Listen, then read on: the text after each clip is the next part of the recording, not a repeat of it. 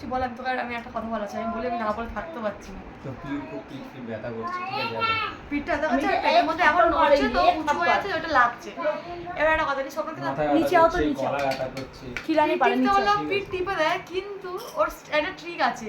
ওর যখন ভালো লাগবে না টিপতে, তখন কি করে বলতো, এত জোরে টিপে দেবে করে উঠবে, ছেড়ে দে তখন ছেড়ে দেবে। उधर हाथ में खिलाना चाहिए। এবার ও যখন বোর হয়ে যাবে খুব জোরে ধরে টিপে দেবে এরকম। যে করলে দোষ, না করলেও দোষ, না করলেও তো দিদি আমাকে বলবে। দেখ লাগানো প্রথম থেকে লাগতো, হ্যাঁ কি না ভাই? একটা কথা বললে শোনে না বা কিছু করে না। না আমার জামাইবাবু সব কথা শুনে, পুরো বলে যুবা কেসেরি। দেখেছিস ভাই, তোকে কিছু বললো সোমনাথ, কিছু বলে দে।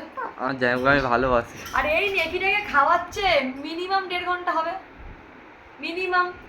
ডালও মনে শুকিয়ে আবার প্রথম ফর্মে চলে গেছে, শক্ত ফর্মে চলে গেছে সেদ্ধ ডালটা।